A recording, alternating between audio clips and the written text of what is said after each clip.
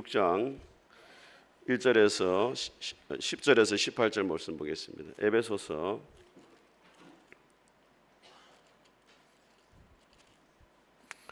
6장 10절에서 18절까지 말씀 한 절씩 교독하겠습니다. 신약성경 316페이지입니다.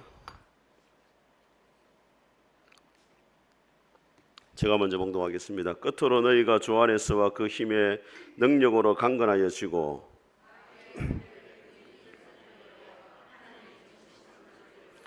우리의 씨름은 혈과 육을 상대하는 것이 아니요 통치자들과 권세들과 이 어둠의 세상 주관자들과 하늘에 있는 악한 영들을 상대함이라.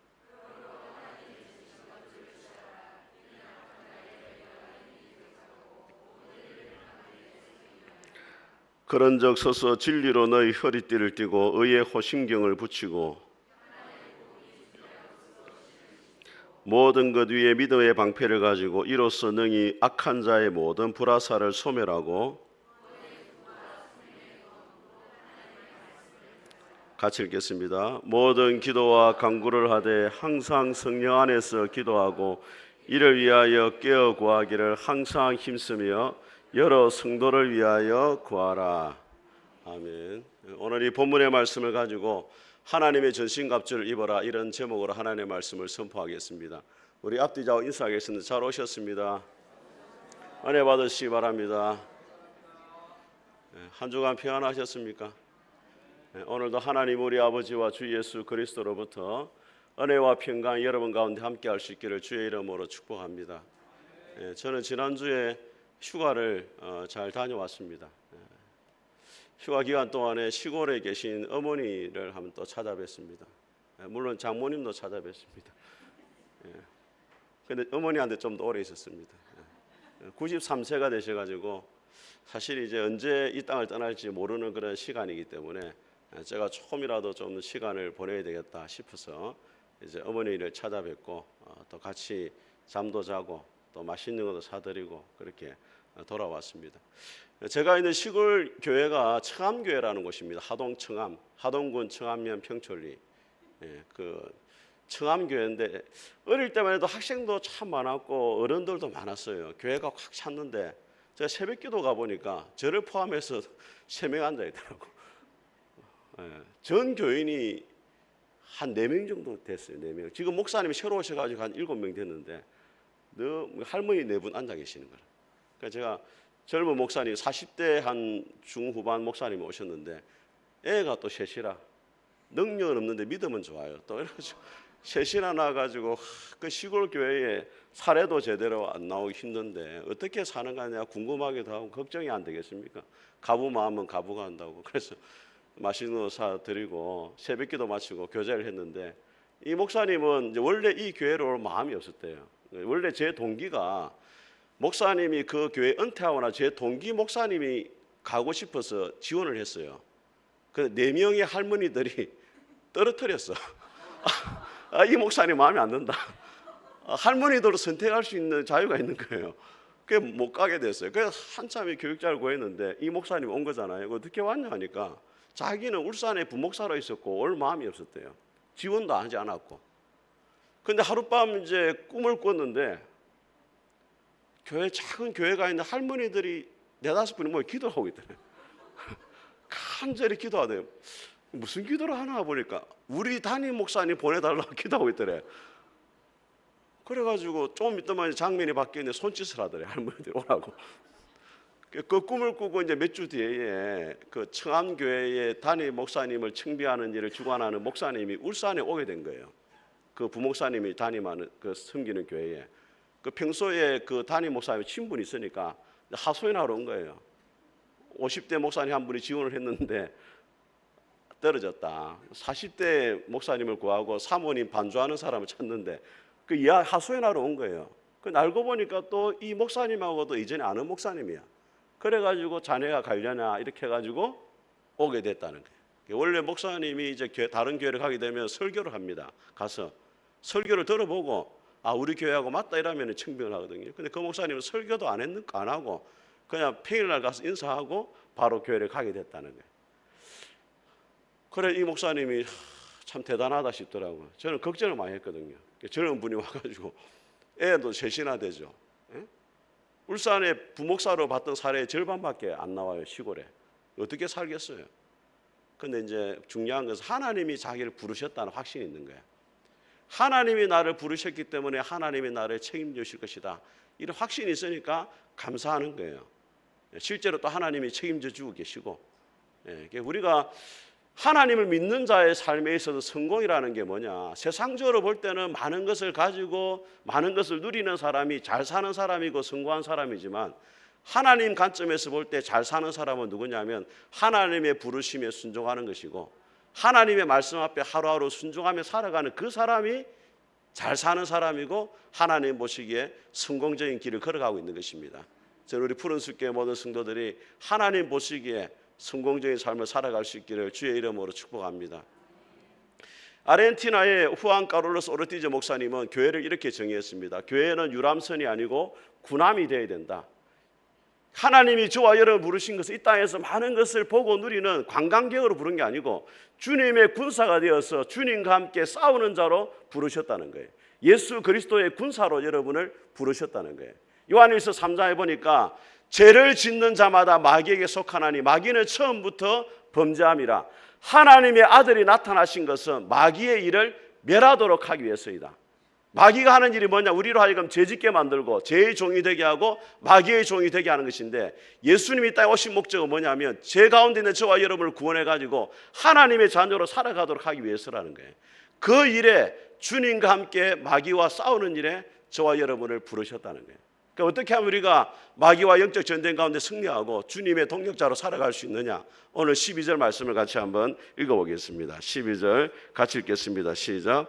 우리의 씨름은 혈과 육을 상대하는 것이 아니요 통치자들과 권세들과 이 어둠의 세상의 주관자들과 하늘에 있는 악의 영들을 상대함이라. 자, 우리의 씨름이라 할 때 씨름이라는 건 다른 말로 전쟁이라는, 우리의 전쟁은 혈과 육을 상대하는 것이 아니다. 이 말은 사람과 싸우는 것이 아니라는 거예요.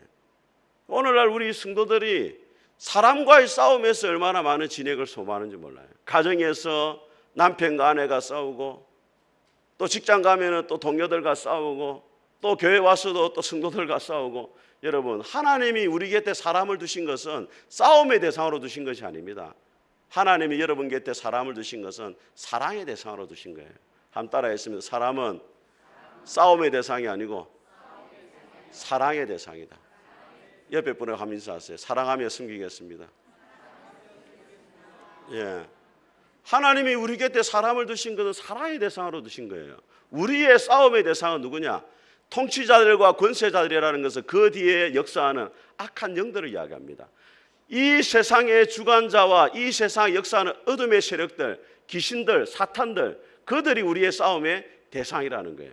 그러니까 어떻게 하면 싸움에 승리할 수 있느냐? 13절을 같이 한번 읽어보겠습니다. 시작. 그러므로 하나님의 전신갑주를 취하라. 이는 악한 날에 너희가 능히 대적하고 모든 일을 행한 후에 서기 위함이라. 하나님의 전신갑주를 취하라. 하나님의 무기를 가지고 싸우라는 거예요. 지금 우크라이나하고 이 러시아가 전쟁을 하고 있잖아요. 전쟁에서 승리하는 비결은 뭐냐? 무기가 좋아야 돼요. 지금 러시아가 고전하는 이유는 무기가 지금 형편이었거든. 러시아는 미국에서 유럽에서 최신식 무기를 계속 공급하고 있으니까 이 러시아가 감당이 안 되는 거예요. 영적 싸움에서도 하나님의 전신갑주, 하나님이 주시는 무기를 가지고 싸워야 되는데, 그 무기가 뭐냐? 오늘 보면은 나오는데 오늘은 세 가지만 살펴보겠습니다. 첫 번째로 진리로 허리띠를 띄어야 된다, 이렇게 말씀합니다. 우리 14절 같이 읽겠습니다. 시작. 그런즉 서서 진리로 너희 허리띠를 띠고 의의 호심경을 붙이고. 자, 여러분, 군인들이 전쟁에 나갈 때 아무 옷이나 입고 나가지 않습니다. 전투복을 입어요.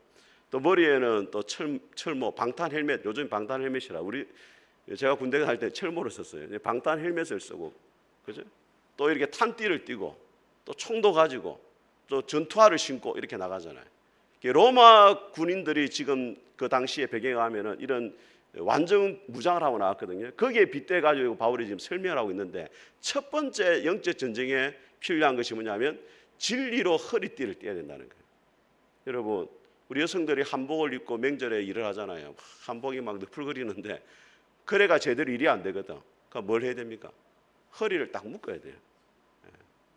허리를 딱 묶어야 돼요. 축구 선수가 축구를 하기 위해서 어떻게 돼? 운동화끈을 꽉 묶어야 됩니다.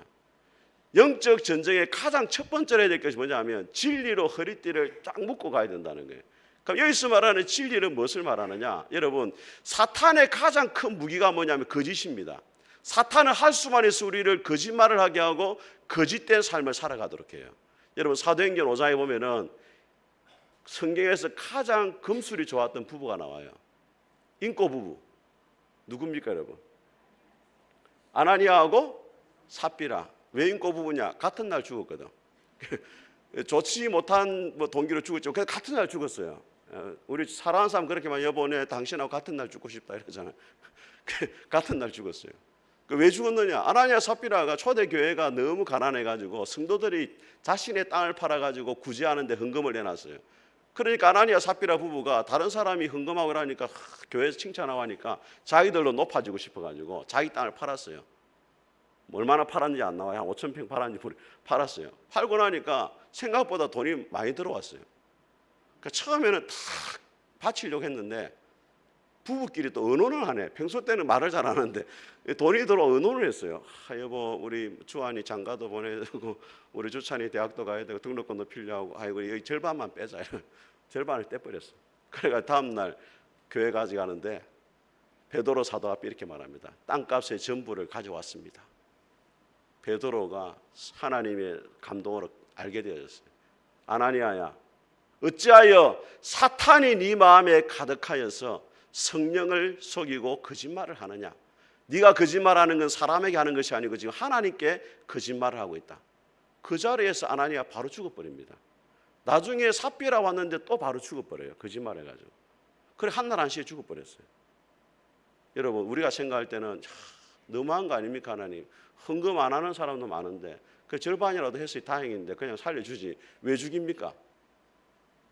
위렌 여스 목사님이 이런 말을 했습니다. 하나님께서는 아나니아와 삽비라를 심판하실 때 사탄도 심판하고 계셨다. 하나님께서는 당신의 교회 안에 거짓을 용납하지 않으신다는 것을 모든 사람에게 알리고 계셨다.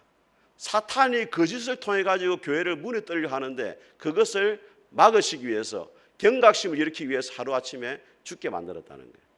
여러분, 사탄 할 수만 있으면 여러분에게 거짓으로 공격을 합니다. 여러분 마음속에 계속 거짓을 심어요. 그 거짓이 여러분 입으로 나오게 하고 또 삶 속에서도 거짓된 삶을 살아가도록 해요. 이중적인 삶. 근데 하나님이 그것을 기뻐하지 않는다는 거예요. 진리로 허리띠를 띠라는 말은 하나님 앞에서 언제나 진실을 말하고 진실된 삶을 살아가라는 거예요. 여러분, 예수님이 땅에 계실 때 세리와 죄인과 심지어 창기들도 좋아했는데 유독 싫어한 사람이 있습니다. 누구를 싫어했습니까? 예수님이 유독 싫어하고 저주한 사람이 있어요. 누구냐면 바리새인입니다. 그 당시에 바리새인은 종교 지도자들인데 사람들이 보기에는 가장 완벽하게 하나님을 잘 믿는 사람들이었어요. 그래서 예수님이 뭐라고 말했냐면 이 독사의 새끼들아 이렇게 하겠어요. 제가 욕한 게 아닙니다, 여러분. 저는 욕을 잘 안 합니다. 어릴 때부터 욕을 잘 착해가지고 예수님이 말했습니다. 독사의 새끼들아 이랬습니다. 왜 많은 짐승 가운데 독사라고 말했느냐? 창세기 3장에 보게 되어지면은 뱀이 아담과 하와를 유혹하잖아요. 근데 그 뱀이 아니고 실제는 그 안에 누가 들어갔습니까? 사탄이 뱀을 이용해 가지고 유혹한 거거든요. 그러니까 겉은 뱀이지만 속은 사탄, 이중적이란 말입니다. 그래서 바리새인이 겉으로는 하나님을 잘 믿는 척 보이고 거룩한 척 보이고 경건한 척 보이지만 실제로는 그렇지 않다는 거예요. 그래서 예수님이 바리새인에게 뭐라 말하냐면 이 독사의 새끼들아, 너희들은 사탄의 자식과 똑같다는 거예요. 그런데 여러분, 마태복음 15장에 보니까 예수님께서 바리새인들에게 외식하는 자들이여 하면서 외식한다는 말 가면을 쓰고 연기한단 말이에요. 이 외식하는 자들이여, 너희들이 입술로는 하나님을 가까이 하지만 마음은 내게서 멀도다. 입으로는 하나님을 아버지라 말하지만 삶 속에서 하나님의 자유다운 삶이 없고, 입으로는 예수님을 주라 부르지만은 삶 속에서 예수님의 참된 제자와 종으로 살아가지 않고 세상 사람들까지 살아가는 너희들의 모습이 바로 바리새인과 같은 것이다. 그래서 책망하는 거예요. 여러분, 여러분 어떻습니까? 여러분은 하나님을 믿는 자답게 살아가고 있습니까? 여러분 예수님의 제자답게 살아가고 있습니까? 만일 그렇지 못하다면 여러분들 역시도 바리새인과 똑같은 거예요. 예수님 보실 때는 독사의 새끼들이라고 마귀 자식들과 똑같다라고 책망을 받을 수밖에 없는 것입니다. 우리가 우리 자신을 한번 돌아봐야 됩니다. 내가 정말로 진리로 허리띠를 띠고 있는지, 하나님 앞에 내가 하는 말들이, 또 내 하나님 앞에 내 삶들이 참으로 진실되게 이중적이지 않고 그렇게 살아가고 있는지, 내 믿음과 행함이 일치가 되고 있는지, 내 말과 행동이 일치가 되고 있는지를 살펴봐야 돼요. 그래야만 여러분 사탄의 공격에 넘어지지 않을 수가 있는 것입니다. 저를 푸른 숲교회 모든 성도들이 진리로 허리띠를 띠고 하나님 앞에서 말과 행동에 진실한 삶을 살아갈 수 있게 되기를 주님의 이름으로 축복합니다. 두 번째로 우리가 무장해야 될 무기가 뭐냐? 의의 호심경을 붙이는 겁니다. 우리 14절을 다시 한번 읽어보겠습니다. 시작. 그런즉 서서 진리로 너희 허리띠를 띠고 의의 호심경을 붙이고. 자, 이 호심경이라는 말은 조금 어려운 말이에요, 사실은. 이 개역 한글 이전의 번역은 흉배라 했습니다. 흉배. 호심경은 보호할 호자, 보호한다는 말이 있고, 심은 마음심, 가슴을 보호한다는 말이에요. 가슴을 보호하는 거울 경자를 쓰고 있는데, 가슴을 보호하는 쇠붙이 이런 말인데, 쉽게 말하면은 방탄조끼를 입어라 이 말이에요. 방탄조끼를. 오늘날로 말하면 가슴막이 방탄조끼를 입어라.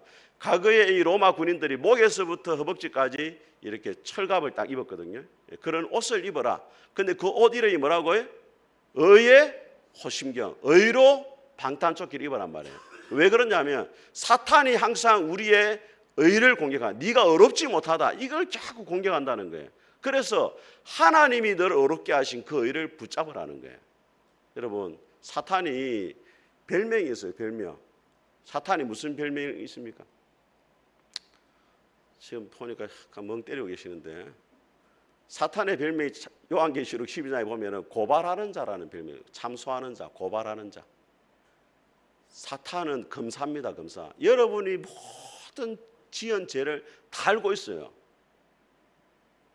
지금 김영선 목사는 속여 사탄은 못성입니다. 귀신같이 알고 있어요.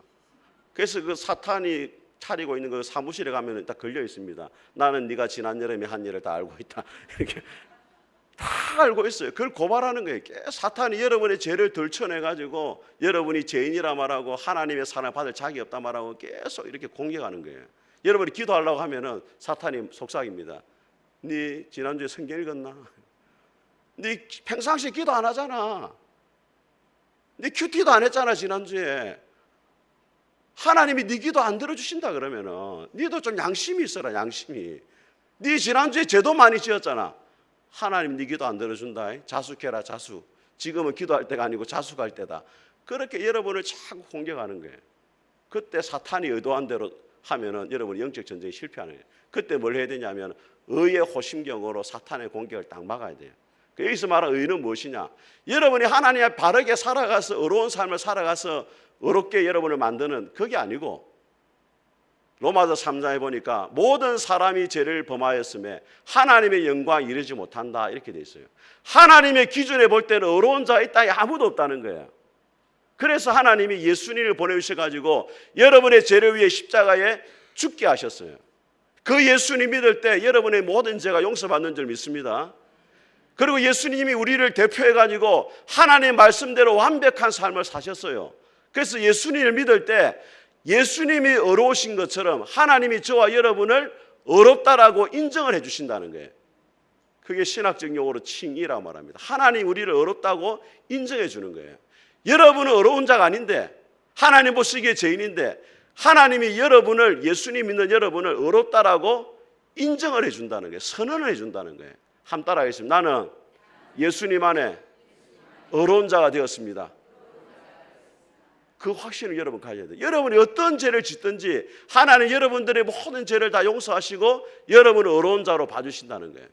하나님, 여러분 누가 물으면 당신은 죄인입니까 의인입니까 물으면 나는 예수님 안에 의인입니다 이렇게 고백을 해야 돼요.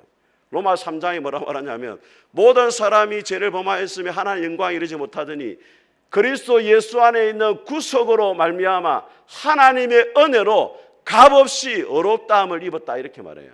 저와 여러분들은 죄인이었지만 예수님의 십자가의 죽음으로 말미암아 저와 여러분들이 값없이 아무 대가도 지불하지 않고 의로운 자가 되어졌다는 거예요. 그 확신을 여러분이 딱 가져야 돼요. 그게 의의 호신경을 입는 거예요. 사탄이 아무리 여러분의 과거의 죄를 들춰내면서 네가 과거에 그런 죄를 지었기 때문에 하나님이 너에게 복을 주지 않는다, 네 기도를 들어주지 않는다, 그렇게 말해도 나는 예수님 안에서 의로운 자가 되었다, 이 확신을 딱 가져야 돼요. 믿습니까 여러분? 그래서 예수님 잘 믿으려면 좀 뻔뻔해져야 됩니다. 좀 뻔뻔해져야, 아무리 죄를 많이 지어도 하나님 나를 의롭게 보신다, 이 확신을 딱 가져야 돼요. 너무 여러분 양심적으로 살지 마세요. 평소에 양심적으로 살고 하나님 믿을 때는 양심을 좀 내려놔야 돼요. 여러분 사도 바울이 과거 어떤 사람이었습니까? 사도 바울은 과거 예수님을 믿는 사람을 죽이는 일에 앞장섰어요. 수많은 사람들을 바울이 죽였습니다. 서대반 집사님도 바울이 죽였잖아요. 근데 바울이 나중에 예수님 믿게 되잖아요. 바울을 얼마나 사탄이 공격을 했겠습니까? 예수님을 전하고 자기를 사도라고 고백하면 네가 어떻게 사도가 될 자격이 있느냐, 네가 과거에 어떤 일을 했느냐, 예수 믿는 사람들이 때문에 얼마나 많이 죽었느냐, 근데 네가 어떻게 사도라 말할 수 있느냐. 그때 바울이 말합니다. 로마서 8장 이렇게 말해요. 누가 하나님의 택하신 자들을 고발하리요, 하나님이 의롭다 하신 자를 누가 정죄하리요. 하나님이 나를 의롭다 했기 때문에 더 이상 내가 정죄를 당하지 않는다는 거예요. 믿습니까 여러분? 그 확신을 여러분이 다 가져야 돼요. 이게 진짜 중요합니다 여러분. 우리 성도들이 예수 믿는 사람들 중에 우울증이 많은 거 아시죠? 왜 많겠습니까 여러분? 하나님이 원하시는 기준을 알고 있는 거예요. 그래서 자기는 그렇게 못 살아가. 그러니까 엄청난 죄책감이 시달리는 거예요. 죄를 짓고 나면. 그러니까 사람이 계속 우울해지는 거예요. 그런데 정확하게 아셔야 됩니다. 하나님은 여러분의 모든 죄를 다 용서하신 줄 믿으시기 바랍니다. 그래서 예수님 십자가에 죽으신 거예요. 여러분의 힘과 노력으로 바르게 살아가 의롭게 살아가려면은 주님이 죽으실 이유가 없죠. 안 되니까 예수님이 죽어주신 거고 예수님을 믿는 자에게 죄 용서의 은혜를 베푸시는 겁니다. 그래서 여러분들이 예수님 믿다가 죄를 지어도 너무 낙심하지 마세요. 하나님이 나를 버리시는 것이 아닌가? 절대 그런 생각하지 마세요 여러분. 여러분한테 큰 기대를 하나님 안 하고 있습니다. 솔직하게. 하나님이 여러분을 보면서 큰 기대를 안 해요. 원래 죄인이었을 때 사랑했기 때문에 또 죄를 지어도 하나님 크게 안 놀랍니다. 하나님의 사랑은 변함이 없어요. 죄인된 여러분을 하나님이 끝까지 책임져 주시는 줄 믿습니다. 루터가 종교개혁을 했잖아요. 종교개혁. 1517년 베를린 그 비텐베르그 대학 게시판에다가 아홉 가지 반박문을 붙이면서 했잖아요. 정확하게 말하면 이제 종교개혁이 아니라 교회개혁입니다. 교회개혁. 그 당시에는 교회밖에 없어요. 독일에 종교가 기독교 국가잖아요. 교회를 개혁했습니다. 루터가 이 천주교의 잘못된 비리를 들춰내면서 사탄이 어느 날 찾아왔어요. 루터에게. 루터가 지은 제목을 가지고 찾아왔습니다. 네가 이런 죄를 지었는데 어떻게 네가 교회를 개혁할 수 있는 자격이 있느냐 했어요. 그래서 루터가 더 없냐 했어요. 더 없냐니까 또 더 갖고 왔어요. 그래서 루터가 이렇게 그 잉크로 붉은 잉크를 찍어가 펜을 찍어가 뭐라고 하죠? 로한 1서 말씀 3장 말씀. 그 아들 예수의 피가 우리의 모든 죄를 깨끗하게 하셨느니라. 예수님이 우리 죄를 다 용서해요. 그래서 사탄이 떠나가 버리는 거예요. 미가서 7장에 뭐라 말하냐면 다시 우리를 불쌍히 여기사 우리의 모든 죄를 밟으시고 우리의 모든 죄를 깊은 바다에 던지셨다 이렇게 말해요. 하나님이 여러분의 죄를 어디에 던졌다고요? 깊은 바다에 던졌어요. 저 해반천에 던져놓으면 다시 건져낼 수 있겠죠. 근데 어디 던졌다고요? 깊은 바다에 던졌으니까 찾지를 못하는 거예요. 그래서 코리텐붐 여사가 이런 말을 했습니다. 우리가 우리의 죄를 자백할 때 하나님은 그것들을 가장 깊은 바다로 던져버리셔서 영원히 없어지게 하십니다. 그리고는 하나님께서 거기에 낚시금지라는 표지판을 씌우신다고 나는 믿습니다. 하나님이 깊은 바다에 던지셨는데 여러분들이 자꾸 과거의 죄를 꺼내는 거예요. 자꾸 생각해요. 일이 안 되거나 어려울 때마다 내가 죄를 지어서 하나님이 나에게 이런 벌을 주시는 게 아닌가. 절대 그렇지 않습니다. 하나님은 여러분이 한번 죄를 고백하고 회개하면은 여러분의 죄를 영원히 기억하지 않으시고 여러분의 죄를 깊은 바다에 던지시는 줄 믿습니다. 사랑하는 성도 여러분, 하나님이 여러분을 의인이기 때문에 살아가는 게 아니에요. 죄인된 여러분을 부르셔가지고 의인으로 살아가게 하십니다. 그래서 여러분 사탄이 여러분의 죄를 덜쳐낼 때마다 내가 예수님 안에 의로운 자가 되어졌다 이 확신을 가져야 돼요. 그리고 여러분이 죄를 지을 때마다 하나님 이렇게 날마다 죄를 지을 수밖에 없는 나를 예수님을 통해서 사랑해 주시고 구원해 주시니 너무 감사합니다. 이 고백을 할 수가 있어야 돼요. 죄를 지었다 낙심하지 말고 이런 죄인인 나를 하나님이 사랑해 주시니 감사합니다. 이 고백 여러분의 있기를 주의 이름으로 축복합니다. 세 번째로 하나님이 주신 감추가 뭐냐? 평안의 복음의 신을 신는 겁니다. 15절 같이 한번 읽어보겠습니다. 시작. 평안의 복음이 준비한 것으로 신을 신고. 자, 여러분, 전쟁터에 나가는데 고무신 신고 나가면 안 되잖아요. 한국 군인 전투화를 입잖아요. 로마 군인들도 밑창을 여러 번 가죽으로 된 이렇게 약간 단화 같은 이 큰 군화 아니고 좀 짧은 목이 짧은 이 군화를 신었어요. 하나님의 사람의 영적 전쟁 가운데 신어야 될 신발이 뭐냐? 평안의 복음에 예비한 신을 신으라. 이 말은 어느 곳에 가서 누구를 만나든지 복음을 전할 준비가 되어 있어야 된다는 거예요. 복음을 전한다는 것은 선제 공격을 하는 거예요. 사탄에게. 여러분 누구를 만나잖아요. 복음을 전하고 예수 믿으라 말은 선제 공격을 하는 겁니다. 애들 말로 선빵을 딱 날리는 거예요. 복음을 전하지 못하다 예수님 믿는다라는 걸 사람들에게 알려야 됩니다. 여러분. 어떤 분 그래요. 예수 믿는다고 말하기 너무 부끄러워가지고 실수할 때도 기도도 안 해. 우리 대학 다닐 때 보니까 어떤 친구들 기도 안 하더라고. 매점에 가서 간식 사 먹는데 이라도 하나님 2번입니다 하고 묵더라고. 뭐냐라니까. 자기 마음대로 정해놨대. 밥 기도는 1번, 간식 기도는 2번. 그래서 밥 먹을 때는 안 믿는 사람 앞에 하나님 1번입니다 하고 이제 밥 먹는. 어떤 분은 막 기도하는 게 부끄러우니까 주여 이러면서 먹는 사람이 있어요. 여러분 예수 믿는 것을 알리는 것이 영적인 유리한 고지를 점령하는 거예요. 제 아는 후배가 군대 갔는데 군대 가면은 고참들이 막 술을 많이 먹이잖아요. 예수 믿는지 안 믿는지 술도 먹이고 막 이상한 짓 시키고 그러잖아요. 이 친구가 약간 또라이 같이 해본 거야. 네오반 들어가자면 할렐루야 인사하고 하니까 저 또라이다 저거 미친 예수님이 왔다 이래가지고 그 친구 안 건드려요. 주일날 교회 가는 내버려 두고 막 술 먹는데 빼고 예수 믿는다를 먼저 알리니까 영적 고지를 딱 점령하는 거예요. 여러분 주변의 사람들한테 예수 믿는다를 알리세요. 네? 내가 예수 믿습니다. 푸른숲 교회 장로고 권사고 집사입니다. 이렇게 알려야지. 그래야 여러분들 행동이 조심하게 되는 거고 사탄의 유혹에 여러분 넘어지지 않는 거예요. 그럼 평안의 복음, 왜 복음을 평안의 복음이라 말하느냐? 누가 보면 이사야 보니까 예수님이 땅에 오실 때 천사들이 말합니다. 지극히 높은 곳에서는 하나님께 영광이요 땅에서는 기뻐하심을 입은 사람들 중에 평화로다. 예수님이 오신 목적이 뭐냐면 평화를 주기 오셨다는 거예요. 여러분 사람에게 여러 가지 문제가 있습니다. 질병의 문제, 전쟁의 문제, 기근의 문제, 환경의 문제가 있지만 근본적인 문제가 뭐냐면 하나님과의 평화가 깨어졌기 때문에 이 땅에 문제가 찾아온 거예요. 아담과 하와가 죄를 지음으로 하나님과의 관계가 깨어지고 평화가 깨어졌기 때문에 부부관계가 깨어지죠. 가인과 아벨의 관계가 깨어지죠. 땅이 저주를 받아가 세상과 관계가 깨어지죠. 모든 문제의 출발이 출발했다고요? 하나님과의 관계가 깨어지니까 평화가 깨어지니까 오는 거예요. 그래서 가장 시급한 문제가 뭐냐? 하나님과의 관계를 회복하는 거예요. 평화를. 그런데 우리가 죄인이기 때문에 하나님 앞에 갈 수가 없었어요. 근데 하나님 우리를 사랑하셔가지고 먼저 화해의 손을 내밀어 줬습니다. 그게 요한복음 3장 16절 같이 한번 암송하겠습니다. 시작.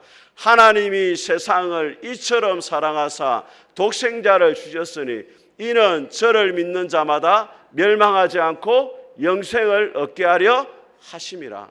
하나님이 세상을 이처럼 얼만큼 사랑했느냐? 예수님을 주시기만큼 사랑했다는 거예요.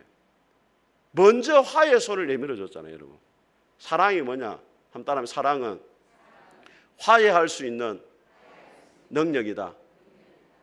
우리가 죄를 지어서 하나님과 원수되었는데 화해의 손을 누가 먼저 내밀어 줬냐? 하나님이 먼저 내밀어 줬다니까. 여러분, 혹시 여러분 싸우더라도 자존심이 상하더라도 화해의 손을 먼저 내미는 사람이 예수님을 닮은 사람이에요. 예? 부부간에 싸우더라도 화해의 손을 누가 먼저 내밀어야 돼요? 믿음 좋은 사람이 먼저 내밀어야 되는 거예요. 예? 저는 항상 우리 박건희 씨하고 싸울 때마다 제가 먼저 미안합니다 여보, 모든 것이 내 잘못입니다. 내가 부족해서 그렇습니다. 진짜입니다, 진짜. 예. 우리 집사람은 더 이상 말 안 합니다. 참 너무 착하고 좋은 분이지만은 그래도 서로 싸울 때 있잖아요, 부부간에. 항상 제가 먼저 미안하다. 화해의 손을 내밀고 하나 되는 게 하나님의 뜻이에요. 예? 교회도 마찬가지. 여러분 모든 인간관계에서가 하나 되고 사랑하는 게 하나님의 뜻이지 불편한 관계 속에서 살아가는 하나님의 뜻이 아니란 말이에요. 윌슨이라는 군인이 위훈품을 받았습니다. 포켓용 거울이 도착했어요. 거울 뒷면에 보니까 요한복음 3장 16절 적혀 있어요. 하나님이 세상을 이처럼 사랑하사 독생자를 주셨으니 이는 저를 믿는 자마다 멸망치 않고 영생을 얻게 하라 하십니다. 또 밑에 이렇게 적어놨어요. 하나님이 누구를 사랑하시는지 알고 싶으면 거울을 돌려보세요. 거울을 딱 돌려보니까 자기 얼굴 있잖아요. 감동이 왔어요. 거기서 회심을 하게 되었습니다. 오늘 집에 가서 한번 거울 앞에서 물어보세요. 거울아, 거울아, 이 세상에서 하나님이 누가 제일 사랑하느냐 하면 거울에 비친 사람이 하나님이 제일 사랑하는 사람이에요. 믿습니까? 안 믿어지겠지만 그걸 믿으세요. 하나님이 가장 예뻐하시고 사랑하는 사람이 누구냐 물으면 바로 딱 거울 앞에 선 사람 여러분이에요. 하나님이 그렇게 여러분을 사랑하신 줄 믿습니다. 근데 하나님이 우리에게 평화의 복음을 주신 이유가 뭐냐? 고린도서 5장에 보니까 화목케 하는 직책을 우리에게 주셨다네요. 우리가 평화하고 먼저 다른 사람, 하나님과 원수대 관계로 살아가는 사람들에게 복음을 전해가지고 저들도 하나님과 화목하도록 하게 우리를 부르셨다는 거예요. 그래서 사탄은 할 수만 있으면 세상 사람들하고 예수님 못 믿게 하고 하나님과 멀어지게 하는데 우리가 해야 될 일이 뭐냐?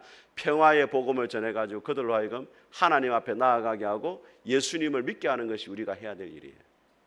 인도의 한 미국의 선교사님이 나이가 들어서 너무 초라해졌는데 복음을 전하셨습니다. 머리도 다 빠지고 이도 흔들리고 모습도 추레하고 그래서 지나가는 사람들이 막 손가락질합니다. 예수님 믿는데 저렇게 볼품없이 됐다고. 그러니까 선교사님 이렇게 말했습니다. 제가 지금 초라하지만은 한 군데 아름다운 곳이 있습니다 했어요. 어디냐 이러니까 발이 아름답습니다 했어요. 그 발을 보니까 발도 막 흙투성이고 못났어. 그러니까 당신 발도 이렇게 했는데 뭐가 아름답다 말이냐니까 말씀을 딱 펼쳤어요. 로마서 10장 말씀. 하나님 말씀하셨습니다. 기록되었으되 아름답도다 복음을 전하는 자의 발이여. 이렇게. 여러분 우리 여성분들 무시다리 있잖아요. 무시다리 걱정하지 마세요. 복음을 전하면 하나님 보시기에 제일 아름다운 다리예요. 믿습니까 여러분? 명품 신을 신는 사람이 아름다운 다리가 아닙니다. 여러분. 하나님 보시기에 가장 아름다운 발은 어떤 발이냐? 복음을 전하는 발이에요. 예수님의 복음을 들고 가는 그 걸음이 참 아름다운 거예요. 하나님 보시기에. 믿습니까 여러분? 저는 우리 푸른숲교회 모든 성도들이 어느 곳에 있든지 누구를 만나든지 예수님을 소개하고 복음을 전하는 자 살아갈 수 있게 되기를 주의 이름으로 축복합니다. 우리 같이 한번 찬송하겠습니다. 350